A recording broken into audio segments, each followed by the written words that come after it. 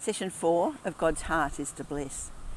And perhaps today we need to think about, what does it mean to have God's blessing on our lives?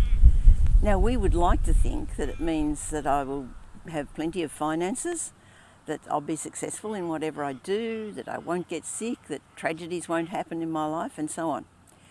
That's the life that we'd all like. But it isn't necessarily what God means by blessing us. He may help us to do well financially, but only if he knows that we can handle that money and not simply spend it on luxuries for ourselves.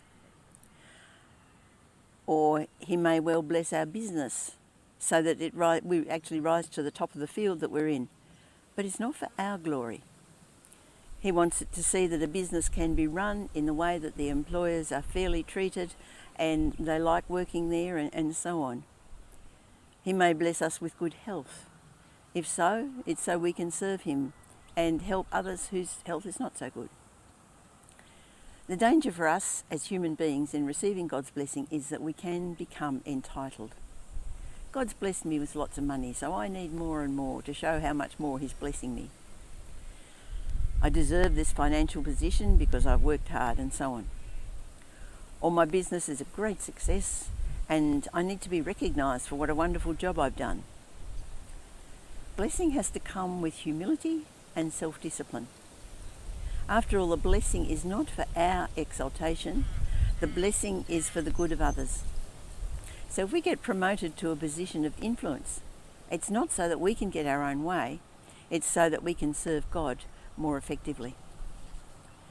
Probably the most important thing about being blessed by God is that despite whatever our circumstances might be, we have a contentment and a peace. Contentment and a peace that lets us live above the circumstances that we're in. And this comes because we know God, we trust him, and we know that whatever's happening to us, he's allowing it to happen, but he'll not let us go under. He allows tough times so that we can grow, so that we can learn to really lean on him and trust him. And by learning that, just leads to more and more contentment and peace.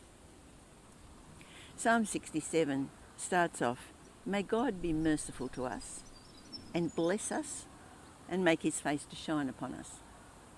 The idea of God's face shining upon us is that we're in his favour.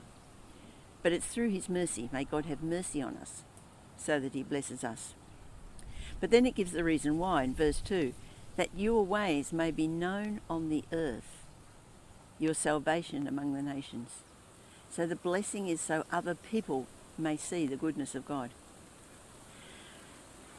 Certainly we can enjoy the blessing, but that's not its purpose. And then verse 4, "May the nations be glad and sing for joy, for you rule peoples justly and guide the nations of the earth. God will bless us, and all the ends of the earth will fear him." That's to be the result of God's blessings in this world, that others may see the goodness of God and turn to him. God's heart is to bless. You have called us out of darkest night into your glorious light, that we may sing the wonders of the risen Christ.